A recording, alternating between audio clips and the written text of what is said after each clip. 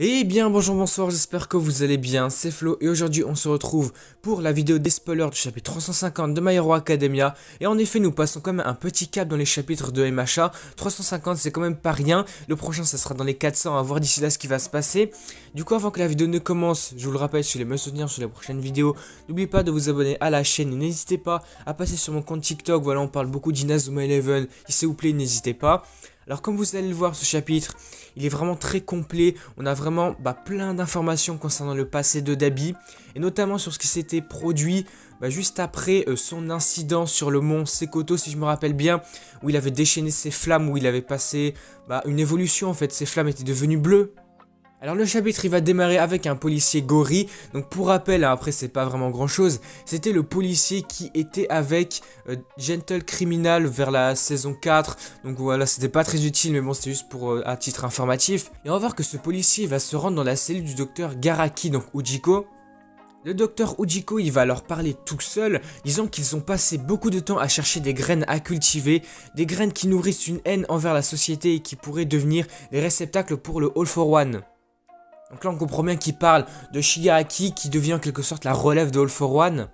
Dans le même temps nous voyons une page montrant Dabi et Shoto, donc nous allons également voir un flashback qui va commencer avec Dabi. Alors nous remontons dans le temps, dans le passé, et nous voyons Toya qui brûle sur le mont Sekoto, voilà c'était bien ça. On va voir qu'il est assez désespéré, disant qu'il ne veut pas mourir et qu'il doit encore montrer à Endeavor ce dont il est capable. Au moment où il est pratiquement carbonisé, un homme en costume et chapeau, qui semble être All for One, émerge des flammes. Passons ensuite à la page suivante où nous voyons Toya qui se réveille et qui se lève de son lit dans un établissement assez mystérieux. On va notamment voir qu'il est orné de diverses décorations enfantines. Dès que Toya va se réveiller, on va voir que plusieurs enfants à ses côtés vont remarquer sa présence et vont s'exciter, disant que le dormeur, comme il l'appelle, s'est enfin réveillé après 3 ans. Alors oui, là on apprend 3 années, peut-être dans le coma. J'avoue c'est quand même assez choquant, quand même 3 années se sont écoulées. Lorsque Toya va essayer de dire quelque chose, il va remarquer que sa voix est différente de celle qu'il avait avant. Les enfants vont alors appeler un médecin et nous présentent un personnage assez bizarre avec un visage de tournesol. Toya lui demande alors de le laisser partir, et le docteur va alors refuser, disant qu'à partir de maintenant il va vivre là avec sa nouvelle famille. Toya en entendant ça il ne peut pas accepter car il a dit beaucoup de choses horribles à sa famille et son père doit sûrement s'inquiéter pour lui. À ce moment-là nous entendons une voix qui sort d'un moniteur et informe le garçon que rien de tout cela ne sera possible car la restauration de son corps était beaucoup trop difficile. En effet quand même son corps était vraiment carbonisé avec des flammes bleues, j'imagine pas le carnage que ça a dû être. On va apprendre que les parties manquantes de son corps ont été rafistolées en utilisant d'autres personnes comme base. Il ne pourra donc plus utiliser toute la puissance de ses flammes. Donc voilà, on a enfin une révélation, donc pourquoi le corps de Dabi est vraiment rafistolé comme ça, pourquoi il a plein de points de suture comme ça, de la peau brûlée. Par la suite on apprend qu'ils auraient voulu recruter Toya au sommet de son potentiel, mais il s'est avéré être un échec. Bon là évidemment en entendant le mot échec, il se souvient de ce que disait Endeavor et va se mettre à désespérer. Cependant la voix dit qu'il pourrait être en mesure de ramener son corps à son état antérieur s'il reste là-bas avec eux pendant un certain temps et vient s'intégrer à la famille. Toya va alors lui dire de se taire et qu'il ne veut pas que quelqu'un lui apprenne quoi que ce soit. Nous allons ensuite revenir dans le présent où nous voyons le docteur Ujiko qui dit qu'il est déjà trop tard en fait pour le convaincre. Et que même un homme qui contrôle tout comme All for One ne pouvait même pas annuler l'impact qu'Endeavor avait causé sur la tête de ce jeune garçon. Par la suite on va apprendre que le docteur Ujiko ainsi que All for One gardaient plusieurs enfants donc comme remplaçants au cas où quelque chose arriverait à Shigaraki. Et Dabi était censé être l'un d'eux mais il a brûlé l'installation et s'est enfui. Bon là on a quand même une information assez intéressante, si quelque chose venait à arriver à Shigaraki, Dabi c'était censé être en quelque sorte un remplaçant, un réceptacle pour le All for One. Enfin, en tout cas, All for One avait l'intention de peut-être l'utiliser. Alors après, pourquoi il avait d'autres enfants avec lui? Peut-être qu'eux aussi étaient destinés à devenir de grands vilains. Bon, après ça, nous revenons également dans le présent cette fois-ci. Nous avons le policier Gori qui est assez confus par le fait que tout cela était quand même un plan de All for One. Et ouais, All for One, toujours le mastermind du manga, il a toujours des plans, c'est impressionnant. Mais le médecin dit qu'il devrait être prudent parce que ce garçon a survécu d'une certaine manière au-delà de leur connaissance, puisque son corps dans cet état ne devrait même pas durer un mois de plus. Bon, par-delà ces paroles, on va avoir une révélation qu'on avait déjà imaginée. En fait, c'est que là, le corps de Dabi ne va pas pouvoir supporter le choc beaucoup plus longtemps que ça. Enfin, en tout cas, il ne va pas, en quelque sorte, supporter ces flammes beaucoup plus longtemps. Parce que, mine de rien, on l'avait vu quand même au chapitre précédent. Sur la dernière page, il y avait un bout de sa mâchoire, de sa peau qui était tombé comme ça, qui avait brûlé. Alors j'imagine bien Dabi va utiliser ces flammes à fond, et peut-être qu'il va se carboniser lui-même, il va se tuer en quelque sorte. Le docteur Ojiko dit qu'il a été surpris lorsque Jiran, du coup c'était un des contacts de la Ligue des Vilains, il a amené Dabi à la Ligue. Et lorsque Dabi est allé chercher le Nomu High-End et que les deux étaient seuls, il commente qu'il sait que c'est le docteur qui l'a sauvé de la mort. Oui, il sait que c'est grâce à lui que son corps a été rafistolé, qu'il était revenu quand même à un stade un petit peu mieux. Le docteur va leur dire qu'il se sent heureux qu'il ait réalisé cela et lui demande comment il a survécu. Cependant, même Dabi l'ignore et dit qu'en regardant le Nomu, il a enfin compris ce qu'ils avaient l'intention de lui faire s'il avait accepté de rester là avec les autres enfants. Alors oui, peut-être là, comme le suggère Dabi, il serait peut-être devenu des Nomu. Après ça, nous voyons le médecin dire qu'il lui a dit qu'il a réussi à éviter la mort grâce à ses flammes de haine et de ressentiment. Bon là, c'est en quelque sorte comme Shigaraki l'avait fait.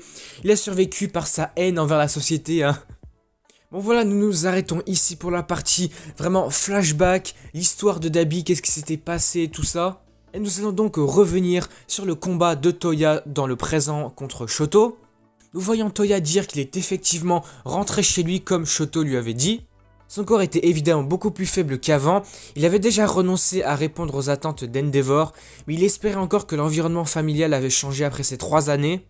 Mais lorsqu'il était arrivé à la maison, il a vu l'hôtel funéraire, donc à son effigie, et l'entraînement infernal auquel Endeavor a soumis Shoto.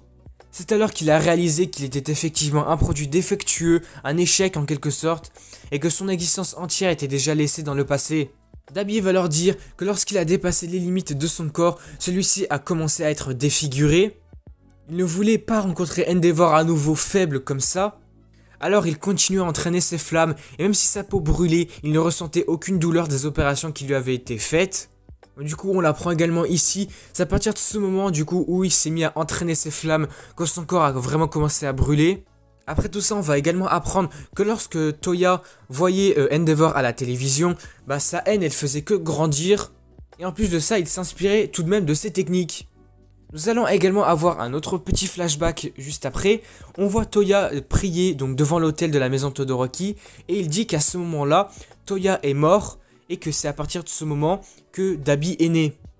Ensuite, nous revenons sur le docteur qui dit que le feu est une source d'énergie qui donne la vie aux choses et permet à beaucoup d'autres de fonctionner. Cependant, les flammes de Dabi n'existent que pour apporter la mort, ce qui n'est pas vraiment compatible avec All for One qui aspire à vivre éternellement.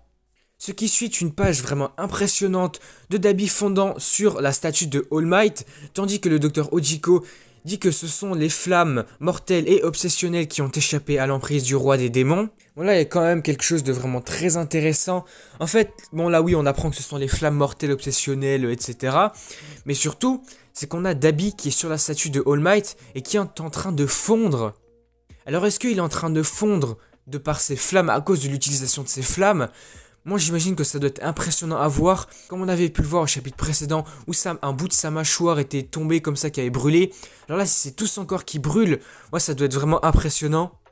Par la suite, nous voyons les deux frères Todoroki se préparer à utiliser tous les deux la même technique, donc Flash Fire Fist. Dabi va leur dire à ce moment qu'il va détruire tout ce qui est important pour Endeavor, et que cela sera en fait la preuve qu'il est bel et bien vivant. Cependant, Shoto va lui dire qu'il ne le laissera pas faire, et qu'il ne laissera pas son stupide frère faire ce qu'il veut, et c'est ainsi que le chapitre va se terminer. Bon voilà, on s'arrête ici pour ce chapitre, pour les spoilers du chapitre 350. Bon là oui, vous l'avez vu tout au long du chapitre, il était tout de même impressionnant, en fait il est vraiment très très bien. On a vraiment toute l'histoire expliquée de Dabi, qu'est-ce qui s'était passé après son incident de par en fait l'incendie du Bon Sekoto, qu'est-ce qui s'était réellement passé après qu'il avait complètement brûlé. En fait il a en quelque sorte été kidnappé, on va dire ça comme ça, par All for One et le docteur Ojiko. Il a été rafistolé, donc on avait appris que son corps il avait été rafistolé grâce au corps d'autres personnes. Donc là c'est quand même impressionnant, ça laisse quand même présager qu'est-ce qui s'était passé, dans quel état son corps était resté pour qu'il puisse utiliser le corps d'autres personnes, c'était quand même impressionnant. On a également appris qu'il avait quand même réussi à s'enfuir et que par la suite il s'était entraîné pour maîtriser beaucoup plus ses flammes. Et que c'est à partir de là que Dabi est né et que son corps a commencé à brûler tel qu'il est aujourd'hui. Ensuite, en cette fin de chapitre, on revient sur le combat de Dabi et de Shoto. Non mais il y a quand même une scène impressionnante, j'ai vraiment envie de voir comment elle va se passer. C'est quand on voit Dabi comme ça en train de fondre avec ses flammes. J'ai vraiment envie de voir ça parce que j'imagine bien que sûrement à la fin du combat, Dabi va peut-être succomber par ses propres flammes. Ou alors j'aimerais quand même pas non plus que Dabi meure parce que c'est quand même un personnage qui est hyper intéressant. Mais j'imagine sûrement que la fin du combat va se clôturer sur la mort de Dabi et peut-être la victoire de Shoto. Bon voilà, du coup on s'arrête ici pour cette vidéo sur les spoilers du chapitre 350 de MHA. Si celle-ci vous a plu, n'hésitez pas à me le dire dans les commentaires, n'hésitez pas à liker, à commenter, à partager. N'hésitez pas à me dire d'ailleurs ce que vous en pensez de toute cette histoire de Dabi, parce qu'on a quand même appris beaucoup de choses, même si déjà jusqu'à aujourd'hui on avait quand même beaucoup d'informations concernant la famille Todoroki. Là en apprenant tout ça, ça accentue vraiment le bordel qu'était leur famille en fait. Et puis surtout on a vraiment les origines de Dabi. Bon voilà, on s'arrête ici, et puis surtout, n'oubliez pas tout de même de vous abonner à la chaîne pour me soutenir, suivre les prochaines vidéos, parce que mine de rien, on est bientôt aussi 100 abonnés, ce serait vraiment cool de dépasser ce cap, et du coup moi je vous dis à la prochaine.